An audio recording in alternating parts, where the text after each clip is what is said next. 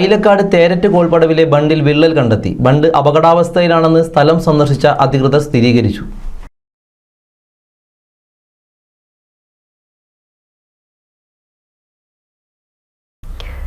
എടപ്പാൾ ഗ്രാമപഞ്ചായത്തിലെ ഐലക്കാട് തേരറ്റ് കോൾപ്പടവിലെ ബണ്ടിൽ കഴിഞ്ഞ ദിവസമാണ് വിള്ളൽ കണ്ടെത്തിയത്.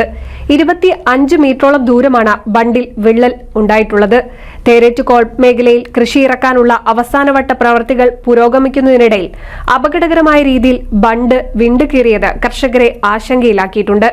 25 മീറ്ററോളം നേരെയും ബണ്ടിന് കുറുകെ രണ്ടിടത്തുമാണ് വിള്ളലുണ്ടായിട്ടുള്ളത്. ബണ്ട് അപകടാവസ്ഥയിലായെന്ന് സ്ഥലം സന്ദർശിച്ച അധികൃതർ സ്ഥിരീകരിച്ചു.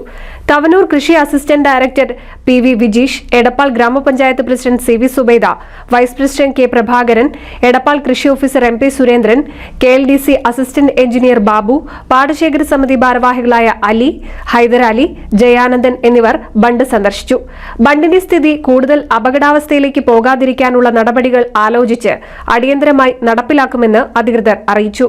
NCV news, Edappal. Nuthan fancy ഓർണമെന്റ്സും cosmetic collection, new born baby ഐറ്റംസിന്റെ എക്സ്ക്ലൂസീവ് കൗണ്ടറുകളുമായി കൽപ്പക വെഡ്ഡിംഗ്സ് സജ്ജമായിരിക്കുന്നു. ഏവർക്കും സ്വാഗതം. Kalpaka weddings, Pattambi road, Kunnamkulam.